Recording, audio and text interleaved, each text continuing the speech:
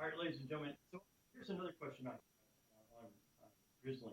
And of course, again, if you're listening and you're trolling Ed, please call in tomorrow at 563-999-3558. That's at 10 Eastern. Anyways, trying to get her to call in. And on the history with Donald Trump and him being kicked out of this party and the way it was spent, not soon after Bannon, and the reason why I'm bringing up Bannon because he's on this circuit right now, and he is toting economic populist ideas. And of course, that's the party that Trump runs with. Then you have the other side, the Democrats who are trying to impeach him. Do you think the impeachment has anything to do with this cover-up in any way? Okay. I can say a couple of things. One is Hoffenberg told me, and I verified it, that Schiff is looking into Acosta, and he's looking into Trump's business, Acosta's sweetheart deal with, giving Epstein that sweetheart deal on the conviction here back in 2008. And he's also looking into a transaction that Trump did with Epstein where it was pretty much a bankruptcy fraud kind of a deal where this Russian oligarch was trying to get over a bankruptcy thing, so he sold the property. And they made $50 million, and they all split it up. Schiff is looking into that. I can also tell you that that's not reported anywhere because I know people involved. That plus, I was never, hey, Mueller never contacted me to ask me what I knew about the Katie Doe case. He never contacted the attorneys. One of my other attorney friends who was involved in all that, knows Michael Cohen and who was involved in all the Stormy Daniels stuff like that. He was cooperating with Mueller. They asked him briefly about Epstein and Trump and that stuff like that, and then we moved on. For a second, they talked about that. So they really don't. Seems like they really just aren't trying to actually do anything. Yeah, they're not touching it. And Schiff has his own problems. Okay, Schiff was hooked up with that guy Ed Buck down there, who was bringing in these homeless guys and shooting them up with meth and torturing them and stuff. 3 people died at his place before they finally get around to arresting him. So there's they're all got stuff on them.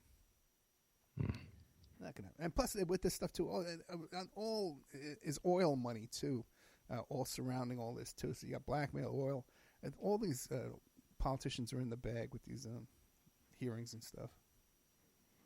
Well, it seems like the British people are being inundated with Harry and Meghan, and this morning it was just a topic that we don't hear anything. There's barely any stories about Andrew, and they've got him pretty much buried. And I was thinking, and what a way to just divert attention away from the pedophile in your family that everybody's gunning for. Well, it fascinates me, too, that not more is made of the pictures of Ivanka with Prince Andrew and the pictures of Trump with Prince Andrew back in June of 2019, a week before Epstein gets arrested. How come that's not front page? Every other thing, Trump sneezes, he sells a golf cart or whatever, there's a front page news, Well, this whole Harry and his wife leaving the palace has gotten way more press than Andrew ever got for being that's true involved. So I'll tell you something interesting. Way back when the focus was on Andrew, and then suddenly Bill Clinton, the focus started going on him. There was this shooting at that cartoonist. Remember the cartoonist did a cartoon about a Muslim, and they went in and shot him up. What was that? France? Was it France or? I believe it was Germany or France won. I think it was France, but I'm not 100%. It's been a while. That's a old story. That part of the details don't matter. But the thing is that the focus was hitting Clinton hard about his connection to Epstein and Prince Andrew and all this kind of stuff like that. Suddenly there's this shooting over there, and the gunmen are held up in a warehouse, and some reporter calls up the warehouse and gets the gunman on the phone. And the gunman says, hey, we were paid $20,000 to do this. Okay. So, people talk about these false flags. So, like, it has to be some kind of big, crazy operation. It really doesn't, The Clintons have it in their wherewithal to hire a couple of guys of Muslim descent to go in there for $20,000, shoot up a place. Say, yeah, we had a getaway car waiting for you right here. They get there. Well, no doubt. I mean, people don't realize how, and it's unfortunate that people are so easy to fool, but all it takes is the media running a story on it. Some crazy. It doesn't take a whole lot. People think that it's like it has to be this crazy operation with like 50 people involved. Right. Like you said, it could be one guy that's just got some balls on him. It's like, okay, we're gonna do this. Here we go. Let's get this done, and that's that. And you can use mental patience. They use mental patience for a lot of these things as well. I mean, who better to use than somebody that you can't believe, right? Yeah, I did some great show with the Trevor Aronson, who's written some books on this about the FBI creating these terrorism cases and stuff like that. Talk about the media. Okay, look all these cast of characters involved, man. Trump had the National Enquirer in his pocket. Epstein had the MIT Media Research Lab. What did he give them, like $30 million, some kind of insane amount of money? They got the media wrapped up. It's the same guys owning. Rupert Murdoch pops up over and over and all this. They got the media wrapped up. And even, I think I was talking to you about this when I was being contacted by all these different media outlets, and they're trying to disparage John Tino to me. They're trying to plant an idea in my head not to trust Tino's story. The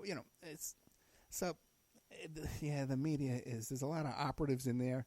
And then you got a lot of gullible people who just don't know what they're doing. They're alcoholics, just want to get through the day, And then you got these alternative media characters. I'm dealing with one the other day who just, stealing all my work, reporting it as her own. And I look into it a little bit because I really don't care. Someone on Twitter taking credit for my work, that doesn't bother me too much. But then supposedly she had a story where she was a victim too, so I contacted her about that to see if maybe I can, put a case together. And, okay, she's BSing about that, too. So now we find someone here who's a total BS artist, okay, maybe crazy. I look into her a little bit more, and I see, and I'm talking about, man, from 5-6 years ago. I find an old Facebook page. I knew this person 5-6 years ago with her fake Facebook page. I don't know what happened, why we went our separate ways. How long ago was this person implanted in my freaking life to distract me and take my words, that I'm able to get out to the few people that listen to me and care what I have to say. Take the few little words and just twist them a little bit and re-report them that it's some wacky story and it's to be discredited. Like all the work and effort I put in, man, and it's so easy to just take it and destroy it. And trust me, I know, man. I know exactly how you feel. It's so crazy. I was just watching a video this morning of that. Yeah, I was watching a video some witchcraft channel had done about us. It's like one of the first videos you can find when you pops it up. But it's like, okay, you see these people, that's what they do. They just kind of leech off of different things and try their best to make people seem inferior. And they're going to do that as long as people are getting the truth out. If you're out there trying your best to get the truth out to as many people as you can, that is what they want to attack, because if they can attack people that are actually talking about things that are real, I mean, they got total control. They got total control anyway. I mean, they kind of, in my opinion, when they took over, they had the ad apocalypse. We were talking about that on YouTube. When they had that shift, that legislation that they're writing to kind of keep certain channels under wrap, certain videos under wrap, that's when I saw like a major shift in what is able to get out there. I mean, and I haven't talked to John. I'm going to have to fix my mic for some reason. It's running low, so you go ahead and talk for a second. But talk a little bit about the Alex Jones incident. Now, obviously, I'm not. I think Alex Jones is personally. Now, this is just my opinion, but this is odd. When he was kicked off of the internet, when he was kicked off of YouTube, mainstream media covered him more than I've seen anybody cover anybody almost. Okay. And everybody was talking about him. The biggest people in the world are talking about him. They're talking about him on Congress. They're talking about him every day in the media for at least several weeks. Okay. He disappears from all the social media, which makes him more popular than ever. More people sign up to his website than ever before. And I think in 2008, he reported $10 million in income through InfoWars. Just the other day, I'm sitting on my computer and Microsoft sends me a message or like an advertisement. Child pornography on his computers by his ex-wife there, Denise Richards. There's, people getting run off cliffs around him, man. You can't get much worse than Charlie Sheen. The whole thing, the Corey Feldman, Corey Haim stuff. Oh yeah, I know he hired a guy, and he always had videos before he snuck into the Grove, was the Bohemian Grove. He snuck into there. Right. He has all these videos calling out the Illuminati. Well, just recently he has either contracted or hired a man named Leo Zagami, who is a admitted 33rd degree Freemason. Also is supposedly a member of the Italian royal family some way down the line. And he has moved to America. Now he has a regular show, from what I understand, on InfoWars. And it's like, Really? okay, these connections of people don't make sense to me. Yeah, Leo Zagami, man. Isn't he some kind of like... have you ever seen a picture of that guy? They arrested him. I'm friends with him on Facebook, and me and him had a battle because we talked about it before. I wouldn't say a battle. He was calling me out on Facebook like not too long ago because we had Dan Bedondi on, and Dan mentioned, because Dan used to work for InfoWars, and he mentioned this, and so I guess they caught wind, and they were saying, we're going to have our attorneys contact you. Leo was saying this, obviously nothing ever happened, came of it, but yeah.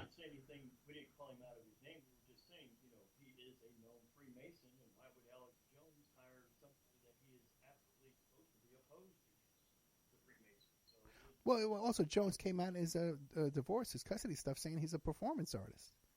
You can't testify in court, say one thing, then walk out the courtroom and say, we're just kidding there. You do it the other way around. When you go to court, you tell the truth, and when you leave, you say whatever you want. Yeah. It's a nutty thing, man, when we look at kind of the state we're in. Like we talked about all this stuff being a staged thing. I mean, we see the media, they control that. So like you said, they can shift in whatever stories they want to kind of curb public opinion. And shows like this that, are actually, we're probably telling the closest to the truth that people are going to get to this subject, will most likely not be seen by large amounts of people. And if possible, if they can catch it, they'll shadow ban it. And, people that pick up these, you have these big media companies, and I wouldn't call them big media, big Christian media, but they won't touch certain subjects with a 10-foot pole, and probably for good reason. They're scared because they don't want to get kicked off the internet. They obviously have other agendas. Can I interrupt you? Because I got something really good. Sure. I'm sorry, because you woke me up early. I don't want to forget. My brain's not woke up. But I just did an interview yesterday. Okay, you guys are going to love this. The woman who I interviewed is a major mainstream. I'll make sure your mic's plugged in. Figure. I don't want to blow it too much, but but she's a really legitimate person. Won awards, but she had to come on the show anonymously because she doesn't want to be, just like you said, characterized as a fool and a nut and a crazy person and stuff like that. When she was a kid growing up in San Francisco, she met this young girl. They went back to the girl's house, and after a long story short, after spending, the house was like disheveled. The stove didn't work. There was no food in the refrigerator. The kid wore the same clothes to school every single day. One day, the kid comes out of her father's bedroom. Well, by the way, we think it was a one-bedroom apartment. Here, I have a satanic Bible. Look at this. Have you ever seen a satanic Bible before? My father takes me to these rituals. My father knows Anton LaVey, and they take me to this house, and I have sex with all these adult men. Okay? Now, you have a first-hand witness to this. I talked to this woman. I vet these people out. I talked to this woman for 55 minutes. Okay? She's a credible witness. She's not making this up. Okay? She's a credible person. She's not a nut. She's not a homeless person like Leo Gazami. Okay? Okay, trust me. She doesn't look or sound like Leo Gazami, okay? This is a real woman with a real life and a real career. All right? John got hammered for that. Yes. So that Dan Bedondi and I did on that, John got hammered. He'll probably listening today. He's going to be talking about it, but that's all right. Go ahead, son. Get in line. I got so, good luck, Ed. He's listening. He's gonna be trolling you. Yeah. And you had asked me to write this down. This comes over from CNET. Talks about hearing. Doing an interview with CNET. He says this. He says, "This is my deepest fear in history repeating itself." He says in a statement, "I lost my mother, and now I watch my wife falling victim to the same powerful forces." Yeah. So, is he leading it? Is she going to be killed in a chase? In a limousine through a tunnel at night? It's like we're going to see that again. As much as you've seen it, as much water underneath the bridge. Do you put any distraction out there away from this? Because it seems like two opposing forces are fighting one another. You've got the populist economics who are in the office now, and then you've got the left-leaning socialism, but they have the one connective tissue, which is Jeffrey Epstein. They're all tied to him in some way or form, and any distraction is away from that issue. Do you see it that way? And do you put it past them? No, I don't put it past him. No, definitely not. And it's interesting. There's a video, by the way, of Harry